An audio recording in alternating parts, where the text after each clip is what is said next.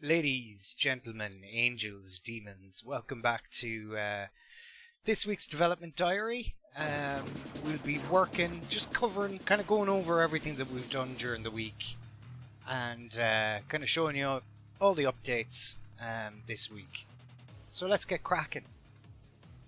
So where we left off, we were doing some of the foliage and some of the forest area around these roads and paths, just to get it ready for alpha. A lot of it's still placeholder, but we're getting there. So we did those. We got set up here with the same, extending the forest. And we also went ahead and started laying out our small settlements. So this is the fishing village on the north of the island. And as you can see, this needs a little bit of tweaking, the placement of this, so let's go in and do that now while we're talking about it.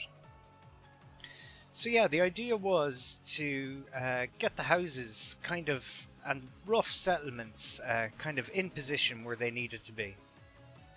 So I'm kind of happy with the way things are going at the moment. Where's my little volume control thing? Just my headphones are up a bit loud. Yeah, so I'm happy enough with the way things are going at the moment. I'm just going to lift this up until the floor pops in. Okay. So we have our fishing village here. Happy enough with the way that's going. Holding off on doing some of the foliage around the edges until I get kind of a better idea of how this kind of more kind of agricultural farming village is going to work out. So with that said, we'll go back up to the other side of the island. And here we have our fishing community. So you can see the difference that these have paths leading from the house that all kind of come down to the beach. This is a little boat builder's house. He's kind of the boat right of the village. And then we just have several kind of houses here. You can see that I've kit bashed a smaller house out of the larger one. So I can kind of just get more done I'll be doing individual set dressings for each house to kind of make it look a bit more individual and kind of less generic as such. You'll notice that none of the houses have chimneys. Well, that's because I'm creating two kinds of chimneys separate, again to kind of mix it up so that the houses look a bit different from house to house. So with that said, we have our two major settlements in, and this house here, which plays a very important part in the story, and will probably have the most unique out of all the set dressings. So with that said, what we have to do in the next week or so is we have to finish our cave area here. So you can see at the moment it's just kind of bare bones at the moment. So if I go in underneath here, you kind of get an idea for how much space I have to play with inside. Not much, but enough to do a small cave. Whether I leave it like this and have it stream into the persistent level, or whether I do a teleport to an entirely different map, I'll decide at a later date. So, coming down here to this end of the island, we're going to need to put in a shrine, because down here at this end of the island is a holy site on the northernmost part of the island. Again, same with the houses, just get something in, even if it's only placeholder for now, just so that we can get to alpha. So I'll just put my camera speed up so I can get to the other side of the map fairly quickly. Up here, we're going to have an old druid settlement that's probably going to be or was inhabited by druid priests, with the story being that then it was taken over by Christian monks, and a monastery would have been put here. So we're going to have some monastery buildings and some beehive huts and things like that. So considering that we have the rough, kind of roughly done our two villages, our small settlement over here by the forest, the priority will be next to do the kind of monastery and the kind of remnants of the old druids settlement. So that'll involve maybe kind of sunstones and things like that, and other kind of calendar keeping things, standing stones and formations. Also, at some stage, once the holy site kind of shrine down here is done, and the monastery, I'd like to put a small little hut in here that I could use in other places again. Just kind of do a generic one for now. And once we have that done, there'll also be maybe a small, maybe a shebeen, which is like a pub or something like that on the island in this location, based halfway between the two villages to kind of serve as kind of a central point for the community. There'll be other kind of, between the monastery and the kind of shrine down here, there'll also be a place for where the communities would congregate. I'll also probably come back once those major parts are done and some of the more minor settlements. I'll also put maybe some evidence of logging here, whether I'll do like a proper kind of wood mill or something like that. We'll see. I'll come back to that. But at the moment, the priority is the monastery and the shrine. I have some assets, some kind of carved stones and standing stones that I created in the past, and I might use those as placeholder for now.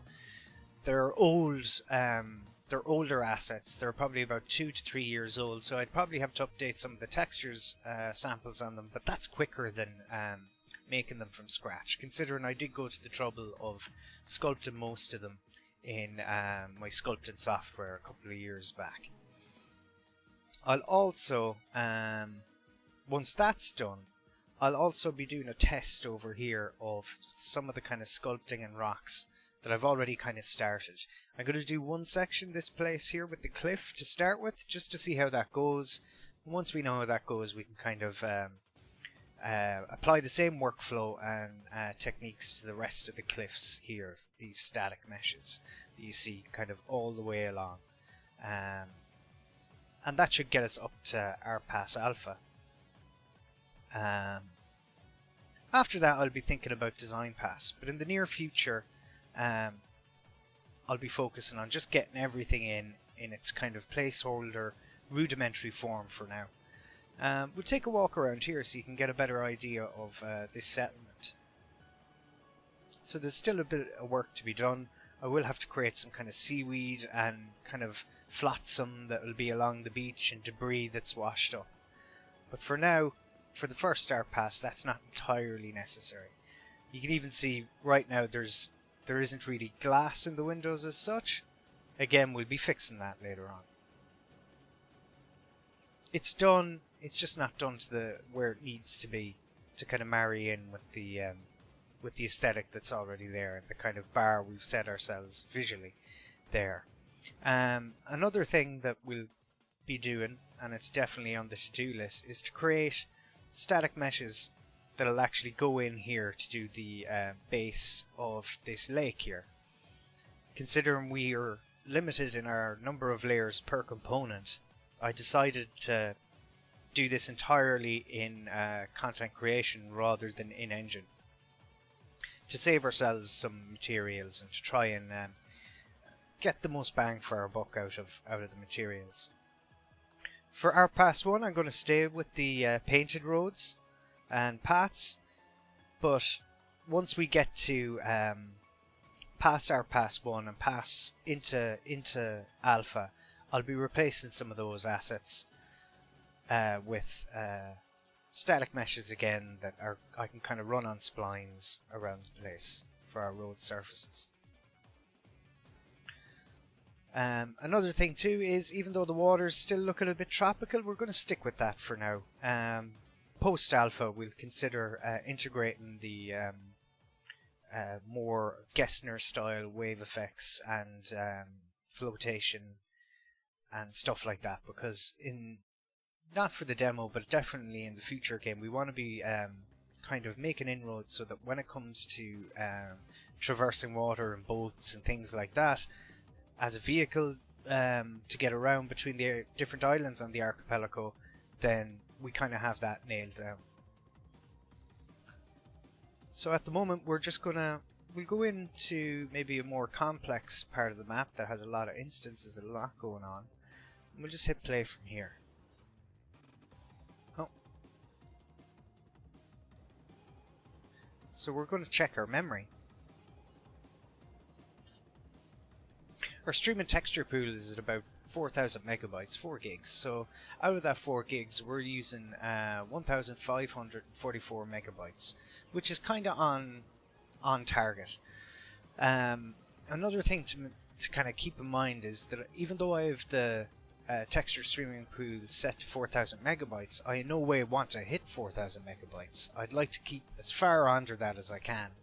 So with that in mind, I'm kind of moving more towards eking out as much optimization as I can in the level streaming.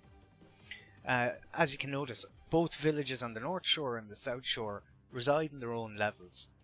The island has a south section and a forest north section, which will probably be just island north when I'm done. And what I'd like to do is break those levels down even further so that as we're loading in, we don't get any lag necessarily, because at the moment, even though the houses here are part of this North Shore level, when they do stream in, there is a bit of lag. So it's a case of when we're streaming stuff in, that we keep the amount of things streaming in quite low. So our streaming levels have to be really optimized. With that said, at the moment I'm still using autolods on these assets, the houses. Now I'm not adverse to using the SimpleGAN plugin that generates these autolods, but in order to eke out the best performance, I'll be generating my own lods. Again, that's not necessary for the first pass, but definitely when it comes to the optimizations, once we hit alpha, that's something I'm going to have to think about. And again, it'll bring down all this kind of popping and kind of jarring kind of jutteriness that happens when we're streaming in large files. So, in the immediate future, since it's all about getting the basics down, what I'd like to do is maybe finish the lake before I move on to either the monastery or the shrine down at the other end of the island. So that'll involve either jumping into 3D Studio Max or Maya and just knocking up some geometry in a kind of rough for now, but something that we can tessellate further in the future and perhaps sculpt in our content creation packages, like ZBrush or Mudbox. I don't know which one I'll be using, whether I'll be using Mudbox or ZBrush. I have to check where my licensing stands at the moment. I might have expired on both of them. If that's the case, I wouldn't mind going back to Mudbox. It's been quite a while since I used Mudbox, and I'd like to stay fresh with the newest too. So hopefully, if I do, there might be some Mudbox coming up in future streams. So that'll also give me a chance while I'm doing this lake, which doesn't really require any homework or research. I kind of know what I'm doing as regards terrain and landscapes, but what I would like to do is do a bit more research into monasteries and beehive huts and the shrines and the layout and things like that. Another thing to bear in mind, that if I'm going using kind of standing stones and kind of other kind of standing stone calendars and kind of things that align with certain summer and winter solstice events, is that what I'd like to do is come out to the edge of the cliff here where we're going to be having our shrine. Is if there is going to be those kind of things, is we'll go into our world outliner and we'll select our ultra dynamic sky. So as you can see, the sun, I'd like to utilize the ultra dynamic sky and have it so that our sun aligns with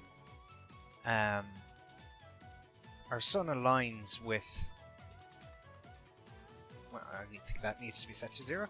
Our sun aligns with those stones, and then perhaps that even some of our stars at night may align with others, which would be quite cool. So you can see some of our volumetric effects there are kind of not working at the moment, but again, for pre-alpha, I don't really mind. These are things that can always be fixed later on, quite relatively easy using volumetric or exponential height fogs. And that'll also give us cover for our cull distances. So as things cull in and cull out, the player's less likely to notice those things popping in if they're obscured by fog and things like that. Again, it's not unheard of, since this is a North Atlantic kind of setting, that things would be obscured by a healthy dose of a sea haze. So, yeah. We've also had to cut down on the amount of dynamic lights that are in our houses, since there's, for now, I've tried to keep 1 to 2 in each one, just to like keep an eye on our resources. I know dynamic lights are, because we're now using a dynamically lit environment, and no static lighting in this persistent level for now. We may have static lighting in if for instance I put the clave network in a separate level and have a teleport 2 level volume within the cave itself, then that's probably best. It's probably the best way to handle that. Have static lighting only in those levels which we need it, which are mostly going to be either crypts, dungeons, or caves. In our case, it's mostly going to be underground cave networks. For the period and the setting, it isn't really appropriate to have dungeons as such, but the underground cave networks could have cairns and other kind of druidistic kind of burial grounds that would be kind of fitting to the ancient Irish. So you can see here we're one landscape component, proxy, streaming proxy, kind of ends and the other begins. They're both reside in the persistent level for now, just as an ease of design. But later on, they'll be in their own levels. With maybe even some of maybe even subdivided into more levels. One thing to bear in mind is that if you're working with AI and kind of NPCs, to remember that if you're going to have terrain and NPCs, they should reside in the same level. Otherwise, on spawn, they may fall through your world. They may not have the collisions they need to perform their job. So they may fall away to infinity onto your world. So for now, just for that reason, everything is in the one persistent level. But I'll be breaking down those components. There may even be more streaming proxies by the time we're done.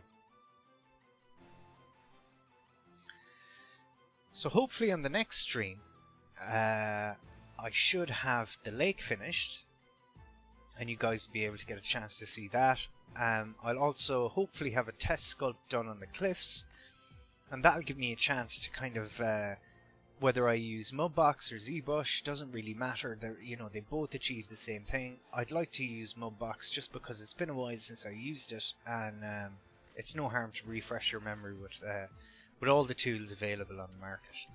Another advantage maybe to the kind of subscription-based services that are common in a lot of content creation tools from Autodesk and others these days is that you can always subscribe to one for a year, use it, and then maybe switch over to their competitor or to an alternative tool the year after, or even if you're on a shorter term license than that.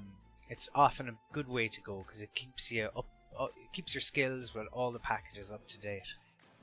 So yeah, in the next stream, streams coming up this week, I'll be working on this, maybe doing more foliage. I'll probably be buying more content from the marketplace, and I'll also maybe get more content from Quixel's Megascan service. So hopefully in the next stream we'll be able to cover all that. If you have any questions or you'd like to know more about my techniques or how I approach some of this, feel free to join in the streams, hit me up in chat. I'll try and help you out as much as I can. If it's a thing that I can't help you, hopefully I'll be able to point you at least in the right direction.